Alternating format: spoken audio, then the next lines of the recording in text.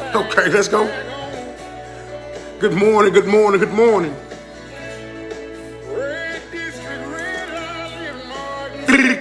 Who's that? Is that Max? Good morning, Miss Nelson.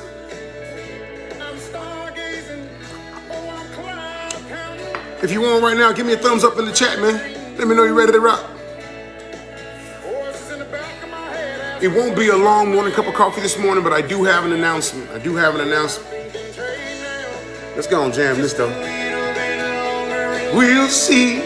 Who is my brother right here? Who is that? Put something in the chat so I can know who you are.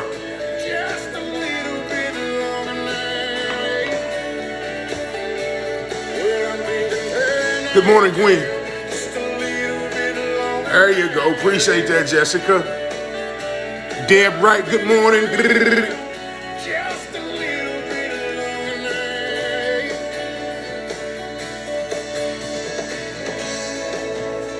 Oh, that's what I was going to say. No. Yeah. Maybe I should have been a construction worker or whatever, because I'm really just an old preacher's child. Yeah. Oh, maybe your stars will align. Let's go. You know what I'm talking about. Oh, I'm thinking change now. What's up, Shay? Yolanda, good morning. Caden, good morning. My boy Jeff at.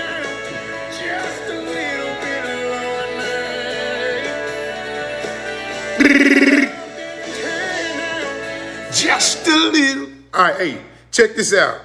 Because there's some things that I definitely have to get done. Good morning, Carrie Don. Thank you for joining the morning cup of coffee with yours truly, Mr. JR Coble himself. Quick announcement, really, and then I'm going to give you just a short little something that was on my heart, and then I'm going to get out the way and get on with my day. I have to get some stuff done. As of next week, I believe that the morning cup of coffee will return back to 6:30. That's something that I've been aiming. That's something that I've been striving to get done. Good morning, Jarrell May. Y'all welcome Jarrell May to the morning cup of coffee. I hope I said your name right. But as of come next week, the beginning of next week, there may not be a morning cup of coffee Friday, but on Monday morning, God willing, the morning cup of coffee will return back to 6:30 for those of you who look for it at that time. Actually, it's a better time for myself as well. And so we will get back to having the morning cup of coffee at 6:30 come next week. All right, so check this out. All right, give me a peace sign in the chat if you understand the value of peace. I'm going to wait for a minute. I want a peace sign if you understand the value of peace. The value of peace. There's one. Okay, Lori. Somebody give me a peace sign. Okay. If you understand the value of peace, drop me a peace sign in the chat. All right. There's a few. Yolanda put a P in there. I'll take that. Yolanda, okay, there you go. Let's go. If you understand the value of peace. Okay, that's Brandon. Good morning. Yeah, for sure. The value of peace. Gwen dropped the deuce. Two peace signs. There you go, Tioka, peace. Okay, so we're going to keep those peace signs rolling in. The thing about it is this. Good morning, Ms. Willis. The thing about it is this, right? Christ said somewhere in his word, he said, I leave with you my peace. He says, my peace I leave with you. So we have to, Brandon, so we have to wrap our minds around that there is a peace out there that is obtainable.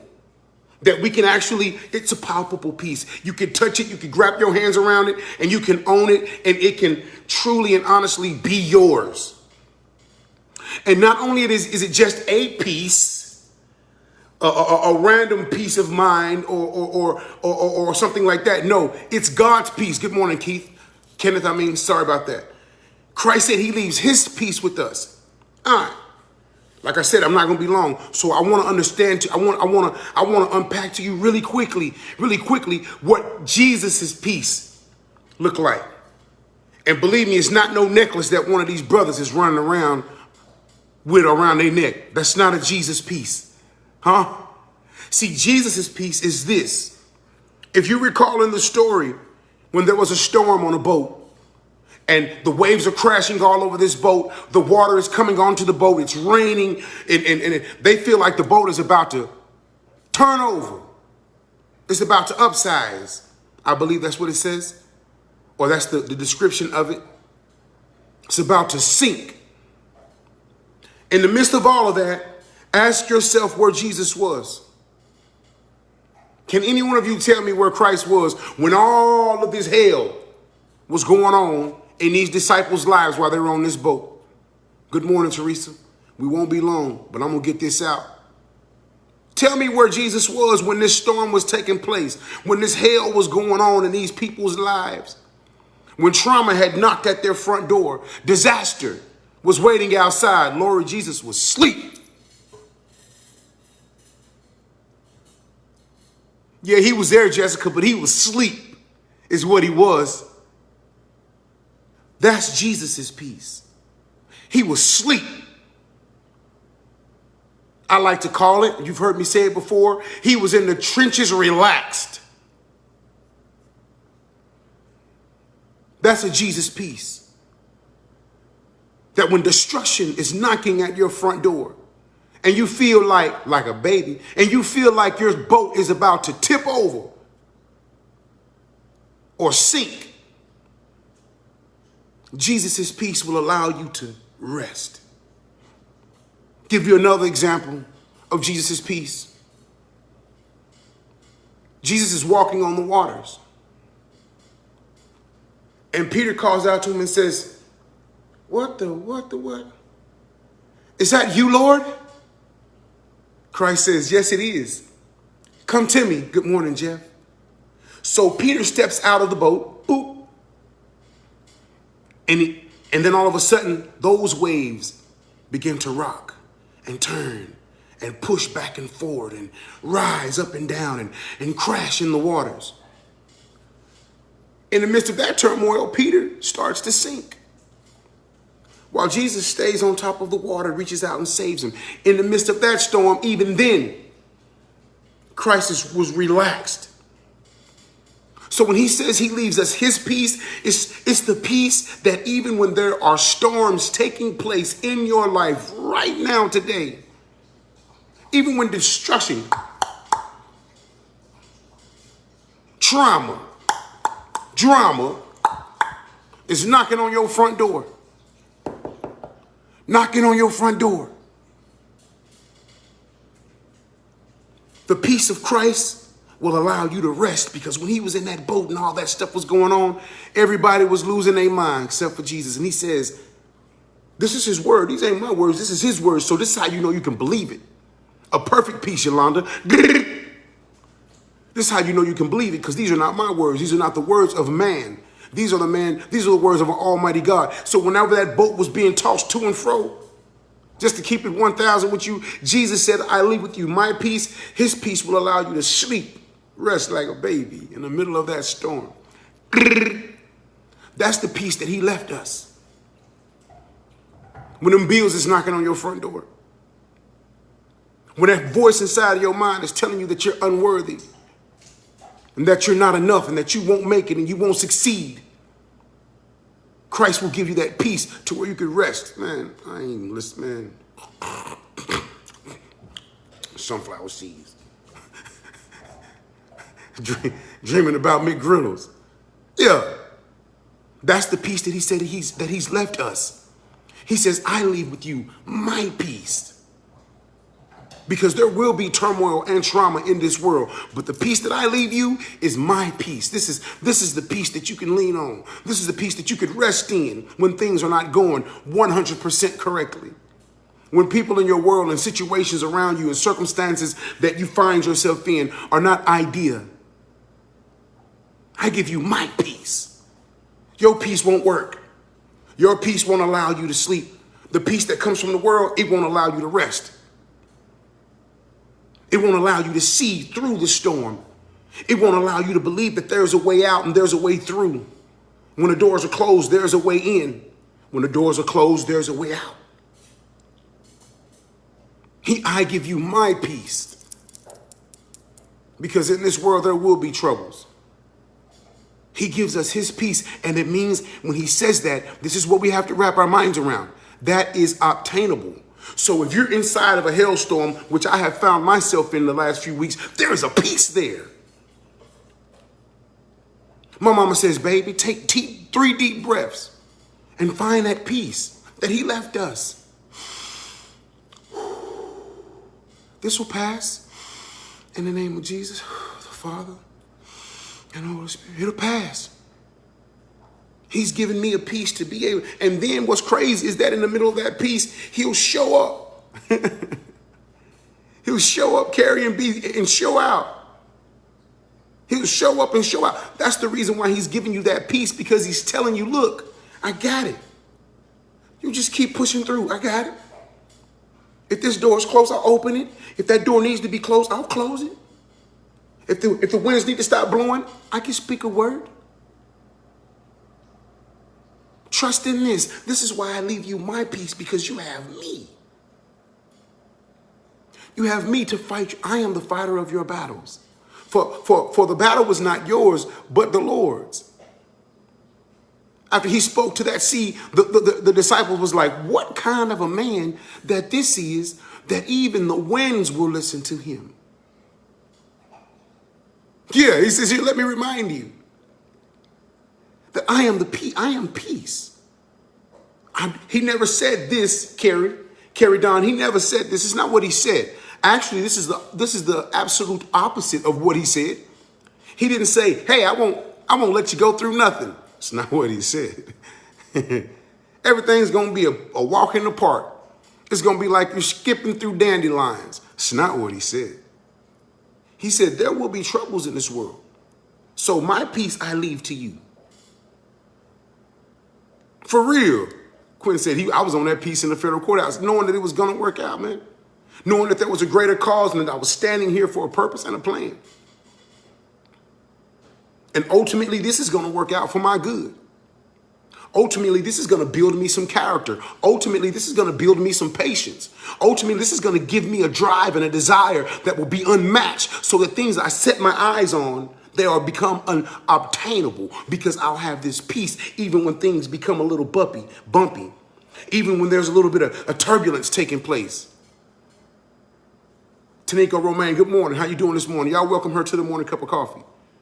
Yeah, that's the peace that he leaves. He leaves a peace that surpasses. He leaves a peace that surpasses all understanding.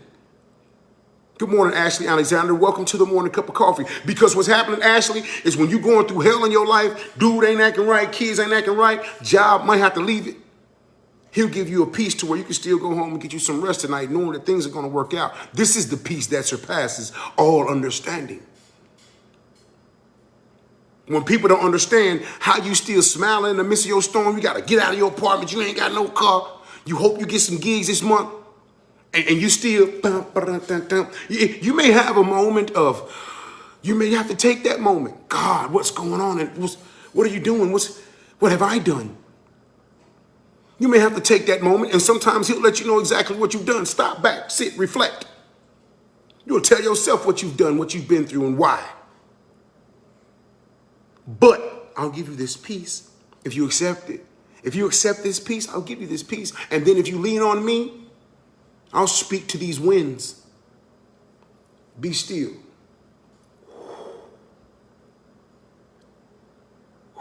Now you're back to smooth sailing. Now you're right back to smooth sailing, you know? But he leaves us this peace, and it's ours. He left it for us. It's a gift.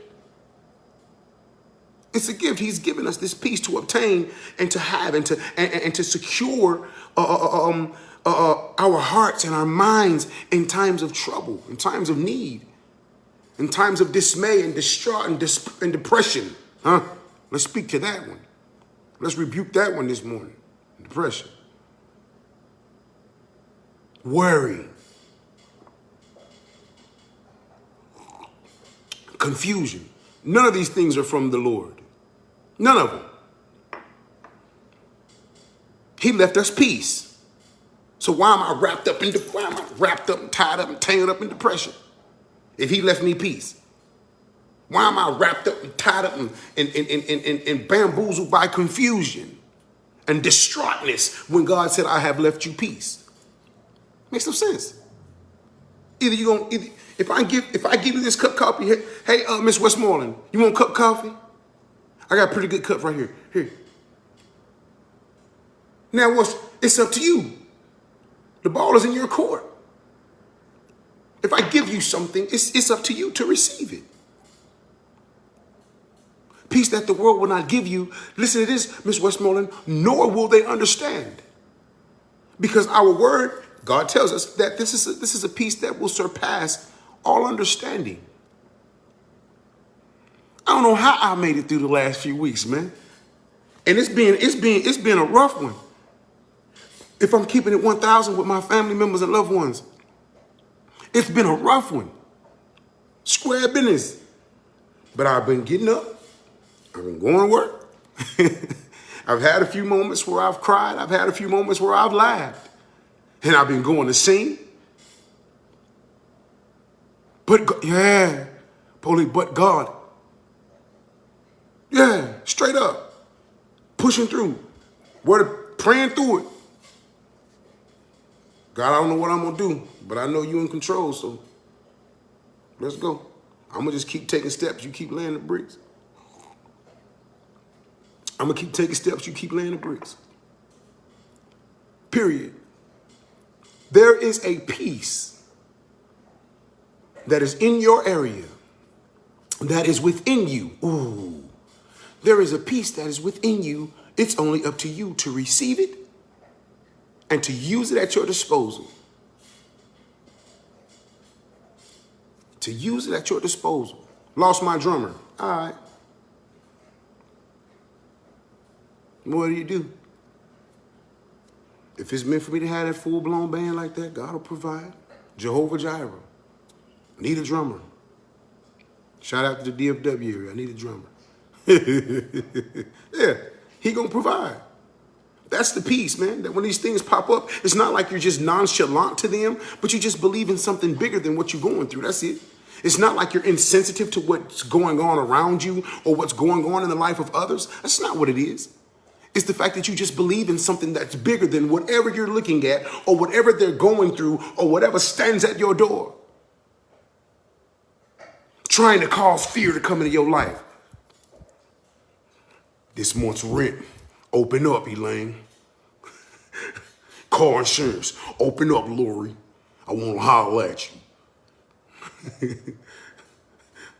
Whatever's causing you to go through whatever, that fear knocking at your door, trying to get you to doubt what's going on in your life, to not receive the peace of Christ that he has left, that he literally said out of his own mouth with his own words that he left here for us to use and to utilize. Open up, Tioka. I'm trying to take your son and put him in the streets. The devil is a liar. No, you're not. My son's going to college.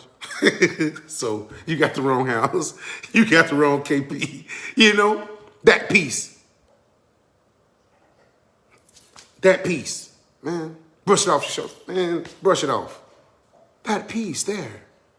It's ours for the using. And it's not that we're insensitive again. It's not that we don't care. It's not that we're minimizing the situation. We're not doing any of that. I understand that, you know what, if the streets could get their hands on KP, they would. I understand that there's going to be a bill that comes through that door every month. That piece, hashtag that piece. Let's go. Hashtag that piece. It's going to be a bill that come through, wrong one, yeah. That's going to come through them, don't come through the mail every month. You're going to get it on your phone, email, hey, energy bill, need to holler at you. Phone bill, need to holler at you. Car, how it's going to come. Hashtag that piece. It's going to come. They're coming. And that's regular stuff. I'm not even talking about the stuff that will arise outside of the normality. You know, those are normalities. Right, KP? That's going to happen. See, right now you living in a good time, so you better be smart with your little cash, because it's going to be a day when the bill's going to, it's your rent. Boy, what you having? I need to holler at you. Those are normalities, Jeff. We're going to find situations that we have no control over. You know, somebody hits your car, you know, you get sick or whatever. You know, there's a pandemic still floating around our world at this very point in time. That you have no, right? That's Debo. You have no clue over that. You know what happened when you stand up to Debo? You stand the chance of winning. AP, when you face Debo, you stand the chance of winning.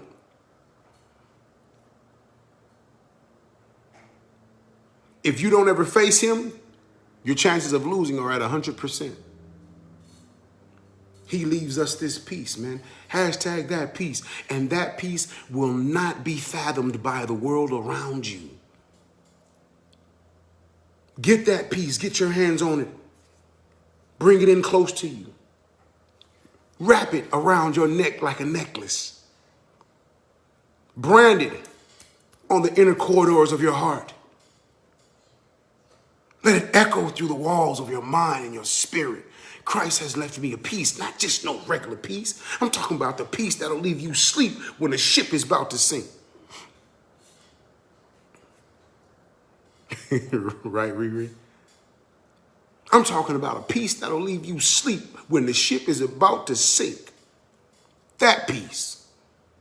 That's the peace that surpasses all understanding. That's the peace that is at our disposal. It is at our fingertips. All we have to do is tap into it. I don't know. I'm going to share this with y'all. Good morning, sweetheart. Good morning, family member. I'm going to share this with y'all. As I was trying to tap into that peace, I don't know if I could say that it was difficult, but I will say this. It wasn't immediate. Can you understand that? I don't know if it was per se hard to tap into that peace, because I just kept moving and going and praying and talking to my wise counsel, calling people that I know are prayer warriors. My mom, my dad, Stephanie Michaels. I got several messages from Jeff. I got messages from, I want to say Shantae, Denisha Gore, Tioka, just several people. Andrew, I talked to him several different times. Me and Lori had several long conversations about our entire situation and where we need to try to find a peace in either this or this. You know, hey, 1,000 this morning with you people. Yeah, full-grown adult conversations. But I'm not saying that to obtain that peace, because it came after a while. So again, I don't know if it was hard to obtain, but I do know that it was not immediate. It wasn't immediate, but it showed up. And you can see it this morning. It showed up. And I'll be honest with you, in my human state, and I'm going to share this with you. I'm going to share this with you guys so that you'll fully understand that if something goes the way that I'm about to explain it, you'll know that you're not alone. So it came, listen, this is complete honesty. It came in waves, to be honest with you, like, peace. Peace, peace. Oh my God, man, I am in this situation for real, for real. Lord, peace, peace, peace. Okay. But what am I going to do about this apartment? It came in waves, you know. It wasn't like it was a constant thing for me. And I'm only talking about the situation that I experienced. For me, it came in waves, but it was there. It was there. It was there, and it was comforting. And I thank God for the times where I was rested in my mind. And I thank God for the times that I wasn't rested in my mind, because you know what? It pushed me to run to him. If I'm being completely honest with you people.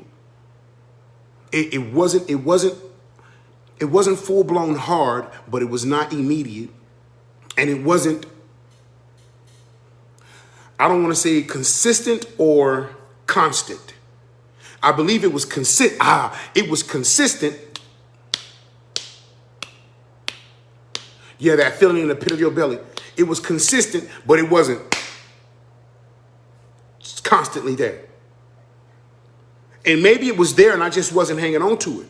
He said he gave it to us. Maybe that the lack of constance of it maybe came from my end, because ultimately I would always return back to thinking about what I didn't have and what I needed, opposed to what I was standing in and what I had at the time. So the lack of constance may came from me, but the consistency, it kept coming. It kept coming. And it'll keep coming because he said he left it to us and it's ours. And can't nobody take that away from us. I understand the distractions, Lori, but for me, the distractions was I kept returning back to the wearisome thoughts. You know what I'm saying? I kept returning back to what are you and I going to do? Or how am I going to get a car? Or where am I going to get an apartment? Where are they going to accept me? I kept returning back to that, opposed to staying focused on the peace. This is the peace. Just keep doing what you need to do. You gotta go try to find a car. You gotta go fill out the applications. You gotta have adult conversations with this lady. So I believe that my part where I went wrong, if I'm being honest, where I went wrong was I kept doing this. I kept looking like, you know what I'm saying? I kept proverbially looking over my shoulder at what I was being brought out of or what I'm being brung through. I was doing the Peter. Look at this. I started to look at the waves instead of looking at Christ. That's what I was doing. Does that make sense to you guys this morning? Let it rip if I'm making sense to you. Give me a thumbs up in the chat or something. Lori says, can business be a distraction?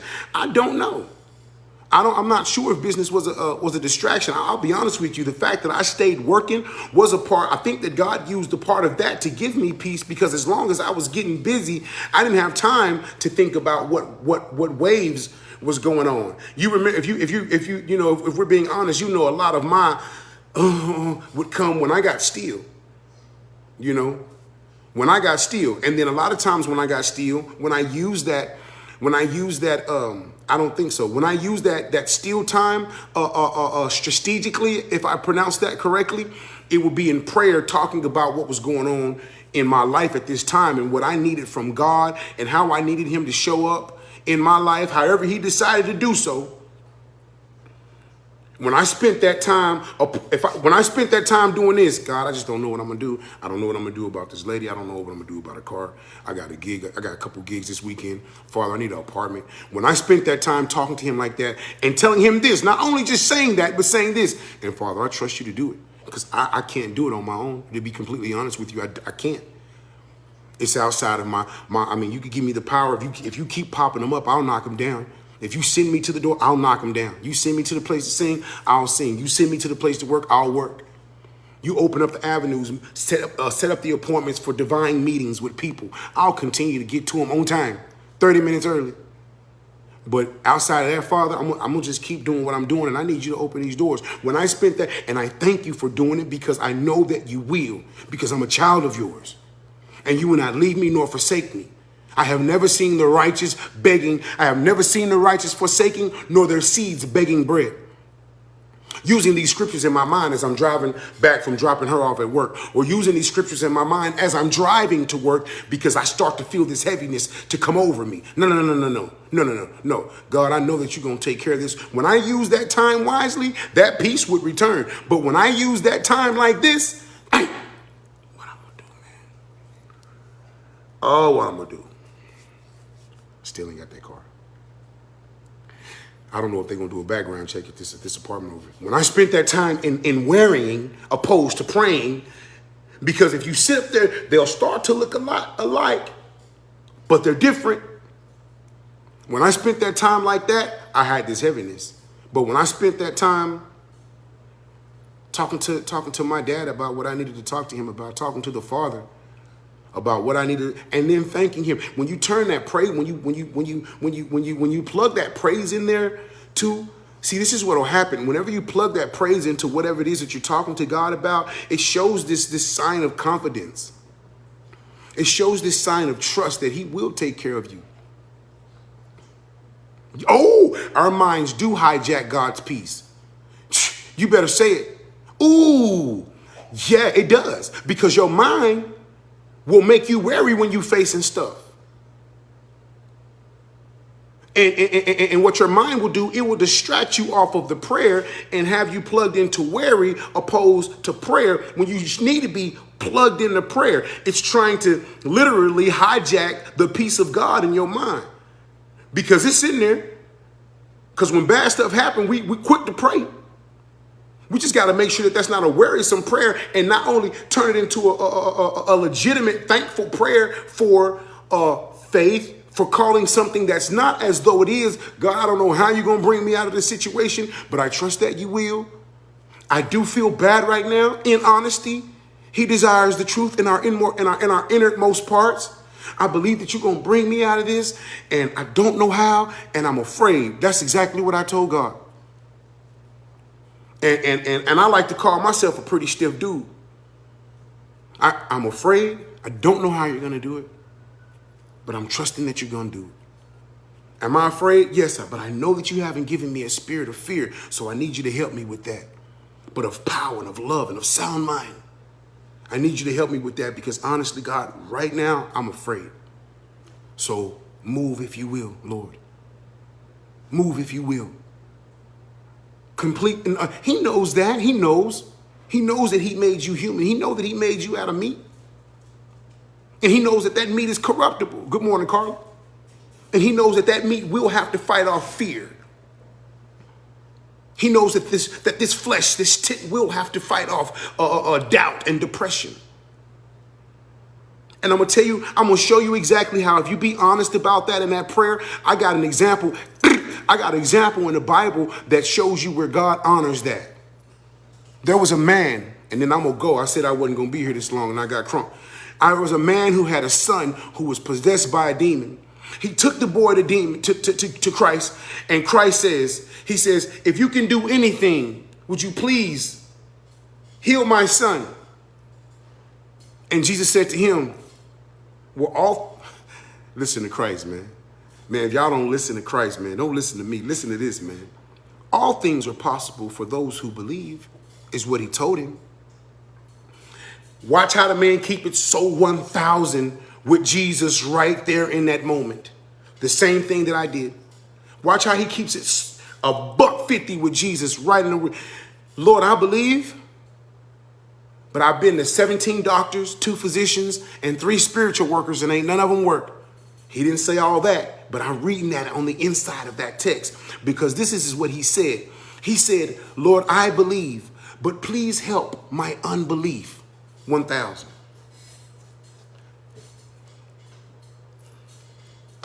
Kept it a grand. Kept it a grand. God, I do believe that it can be done. But whatever part of me is not believing, help my unbelief. So it's okay to tell God, God, I'm scared and I need your strength. I'm weak and I need your strength. I'm afraid and I need courage.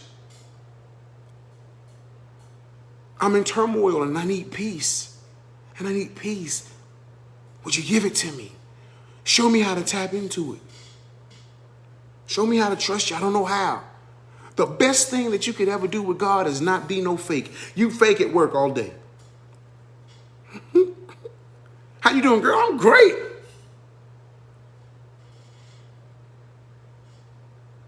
Oh, yeah. Jeff says the problem these times is that we'll get stuck and we'll stop and you look up and a year is gone by. Because you're faking all day at work. Let me get back to what I was saying, Jeff.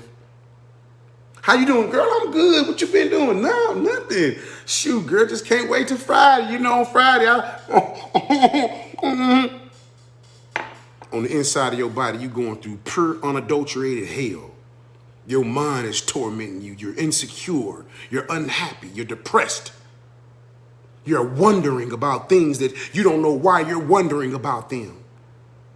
Your body is changing. You don't understand that either. The dude you was dealing with, he changing. You don't understand that either. The girl you was dealing with, she changing. You don't understand that either. You're doing your best to be a man and you don't know how. Keep making bad decisions. But when you come in here, you gotta, no, you can't do that with the Lord. You can't do that. That'll get you nowhere with God. I'm gonna be honest with you. He says this, I desire the truth in your innermost parts. God, I'm afraid. I'm tired. I'm lost. I feel depressed. I'm weary. I'm tired of crying. I'm out of tears. My body hurts. My mind hurts. My emotions are hurt. I have these crazy thoughts and I don't know why I'm having them. I feel like I'm in a rut, but I'm working every day. I'm getting a truck, but a check, but I still feel like I'm in this weird rut. I don't know how to get out of it. He wants that from you. He wants everything in its complete and utter honesty. Period. Rigorously honest. And the reason why he desires that is because, for one, it allows for him to show you what he can help you with and what you need to work on whenever you let go of these things. And then it shows a trust factor, a peeling of a garment, the ripping off of a mask. You're unmasking yourself before an almighty God, which he knows what you got going anyway. So it would be an oxymoron to go before the throne line. And it lays you out bare, humbled to where he can work with you right where you are. There's a peace that is ours. He's left it to us. And it'll surpass all understanding. Only in my experience, I don't know if it was hard to obtain, but I know it wasn't immediate. And I'll tell you this, it came. It came. And it came in waves. And after speaking to you guys, I kind of start to understand why the waves was coming, because I was focusing on the waves opposed to focusing on Christ. I was doing the Peter. I love you. Do something good for somebody. Let the peace of Christ invade your life, consume you, fill your hearts and your minds on this day. God bless you. It's easy. God first.